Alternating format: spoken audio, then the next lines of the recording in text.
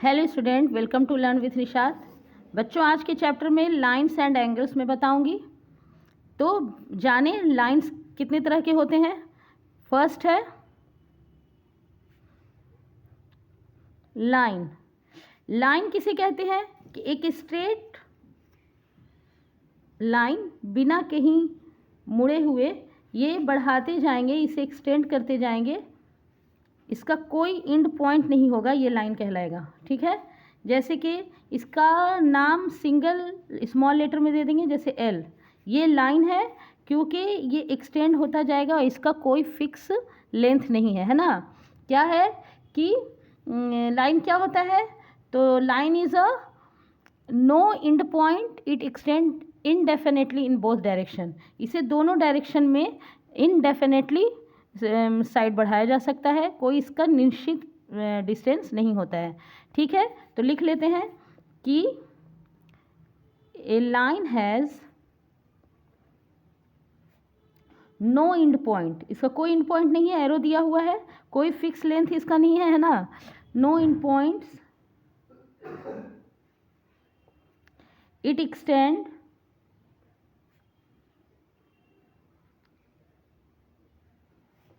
indefinitely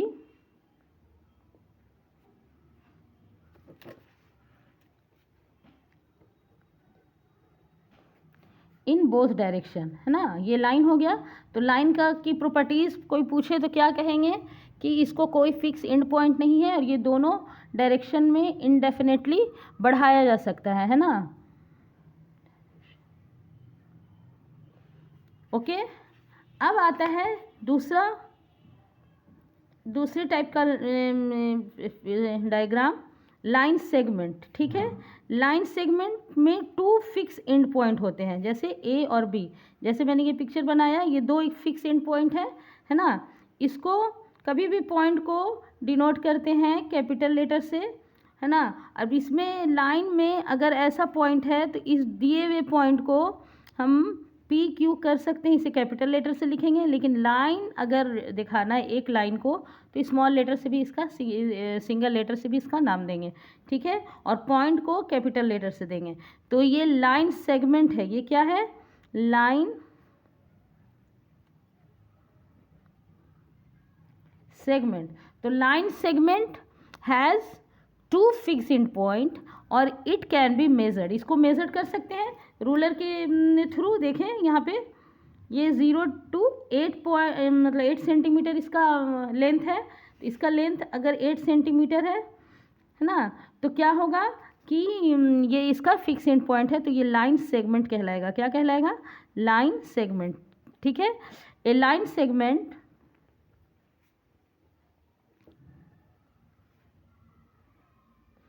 A line segment has two fix end point, है ना, fix होता है।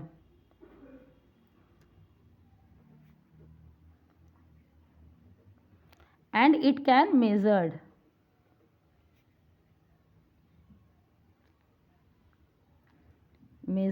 तो ये लाइन सेगमेंट हो गया। अब लाइन आप थर्ड देखें तो लाइन तीन तरह की हो सकती है ना। वर्टिकल लाइन हो सकती है, जैसे ये खड़ी है तो इसे वर्टिकल लाइन बोलेंगे। ठीक है, ध्यान दें, ये वर्टिकल कहलाएगी, वर्टिकल लाइन, क्योंकि ये दोनों तरफ से एक्सटेंड किया जा सकता है, तो इसे लाइन। अगर फिक्स लेंथ देंगे तो वर्टिकल लाइन सेगमेंट। ठीक है, ये वर्टिकल है। ऐसे जो लाइन होंगी वो हॉरिजॉन्टल होगी, हॉरिजॉन्टल। पढ़ते जाएं टाइप्स ऑफ लाइन। और इस तरह से तिरछी है तो ये स्लैंटिंग लाइन। कौन सी लाइन है, स्लैंटिंग। याद करते जाएंगे, ये ज्योमेट्री में ये बेसिक चीज़ें होती हैं, पॉइंट, लाइन एंड प्लेन। तो ये स्लैंटिंग लाइन हो गई। पॉइंट जस्ट एक पेन के पॉइंट से बस ऐसे किया तो ये पॉइंट हो गया। इसको नो लेंथ नो ब्रेथ इसका होता है, लंबाई चौड़ाई इसकी नहीं होती है, बस ये पॉइंट है और इसे कैपिटल लेटर से दिखाया जाता है, इसे पॉइंट कहते हैं।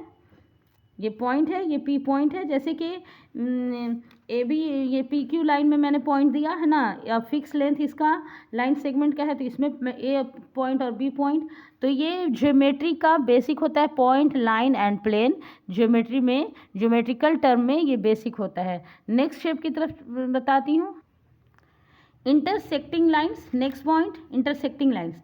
इंटरसेक्टिंग लाइंस वो लाइंस होती हैं जब दो लाइन, है ना, जब दो लाइन एक दूसरे को एक पॉइंट पे काटती हैं। जैसे ये दो लाइन है, जैसे कि इसका नाम दे दें,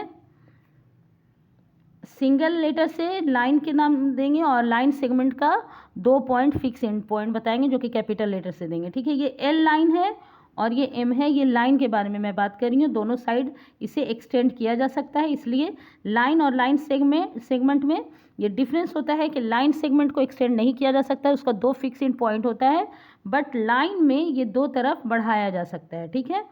ये एल और एम इंटरसेक्ट कर रहा है यानी काट रहा है ये पी पॉइंट पे, ठीक है। तो ये लाइंस इंटरसेक्टिंग लाइन होगी। कौन सी लाइन होगी? Intersecting line. इंटरसेक्टिंग लाइन जिस पॉइंट पे काटता है उसको इंटरसेक्टिंग पॉइंट कहते हैं। ये पी क्या है? पी आपका इंटरसेक्टिंग, समझते चले, इंटरसेक्टिंग पॉइंट है, ठीक है। ये यहाँ पे 2 लाइन कट रही है तो ये इंटरसेक्टिंग लाइन है, ठीक है। अब next topic, parallel line. Parallel lines.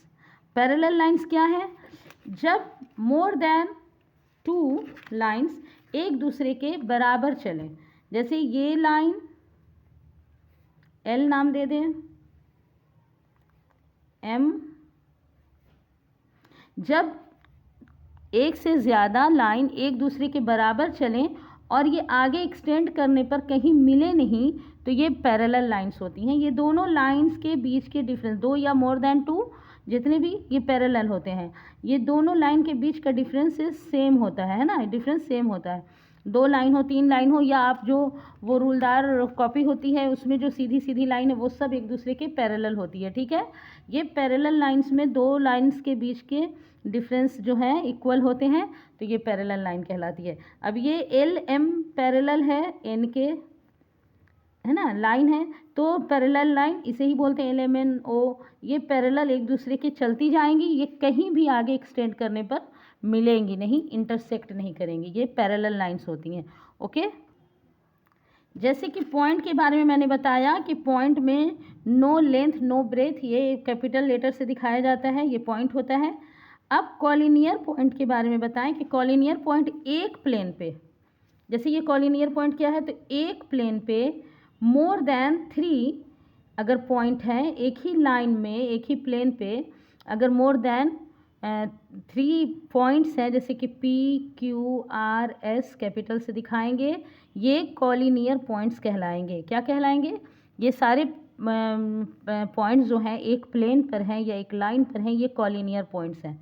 इसी तरह नॉन कॉलिनियर पॉइंट्स की जो एक प्लेन पर ना हो, है ना, जैसे ये पॉइंट है, ये पॉइंट है, जैसे कि ए, ये बी, ये सी, ये डी, ये एक लाइन या एक प्लेन पे ये नहीं है तो ये नॉन कॉलिनियर पॉइंट्स हो जाएगा। क्या हो जाएगा? Non collinear points, points more than points, ये नॉन कॉलिनियर पॉइंट्स हो गए क्योंकि ये एक प्लेन पर नहीं है। इस तरह से बच्चों, और next topic, concurrent lines. Concurrent lines क्या है? एक प्लेन पे 3 या 3 से ज़्यादा लाइन अगर क्रॉस कर रही है, अगर एक प्लेन पे 3 या 3 से ज़्यादा लाइंस क्रॉस कर रही हैं तो वो कंकरेंट लाइंस कहलाएंगी। ये जैसे नाम दे दें, ये एल है, ये एम है, ये L M N O P Q R, है ना, और इसका नाम दे देते हैं पॉइंट का, पॉइंट का जैसे दे दें आर एस टी टी दे देते हैं, है ना, या कोई भी आप अल्फ़ाबेट ले लें। तो ये अगर लाइंस को एक सिंगल स्मॉल लेटर से करेंगे, है ना, स्मॉल लेटर से इसे डिनोट करेंगे। इसे स्मॉल लेटर से करेंगे। सिंगल लेटर से अगर करेंगे लाइंस को तो स्मॉल से, और उसके पॉइंट को शो करेंगे तो कैपिटल से, ठीक है, कोई भी पॉइंट को कैपिटल से शो करेंगे। तो कंकरेंट लाइंस हो गई ये सारी, मोर देन 3 लाइंस हैं जो कि एक प्लेन से क्रॉस कर रही हैं। और जब बहुत सारी लाइंस एक पॉइंट से क्रॉस करेंगी तो वो पॉइंट्स ऑफ कंकरेंस कहलाएंगे। ये देखें, जैसे यहाँ पे एक बना लेती हूँ, जैसे ये लाइन है एक, ये लाइन है एल, यहाँ से एम क्रॉस की, है ना, यहाँ से इसी पॉइंट से एन क्रॉस की,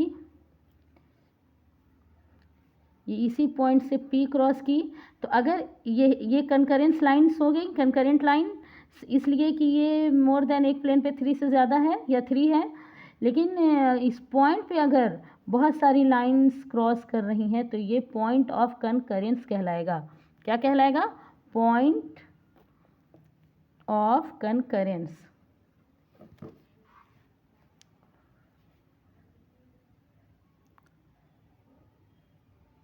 पॉइंट ऑफ कंकरेंस, ये क्योंकि एक पॉइंट से मोर देन 3 लाइंस क्रॉस कर रही हैं।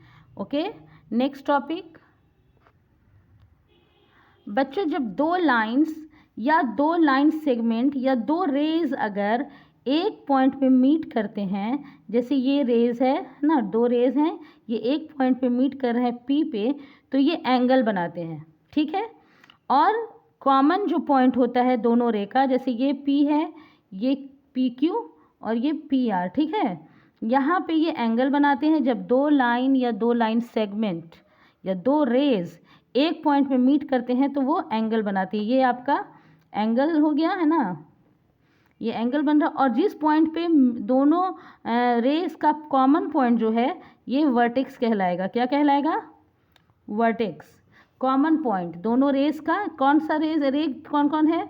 पी क्यू एक रे है ना, पी क्यू एक रे है, इसे ऐसे दिखाएंगे, और पी आर भी दूसरा रे है। तो ये आपका कॉमन ये रे हो गया, 2 रे है तो इसका कॉमन पॉइंट पी है, ठीक है ना, कॉमन पॉइंट पी है तो ये वर्टेक्स कहलाएगा। क्या कहलाएगा? वर्टेक्स। और एंगल कैसे लिखेंगे? क्यू पी आर, जहाँ एंगल बन रहा है उसे बीचों बीच रखेंगे। कैसे?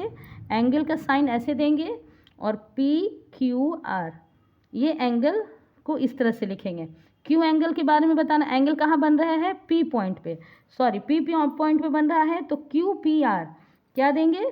Q P R, Q P पे बन रहा है तो क्यू पी आर, और एंगल के साइन ऐसे देंगे। इस तरह से बच्चों types of angles next video में बताऊंगी, और types of triangle according to sides और according to angles. Thanks for watching.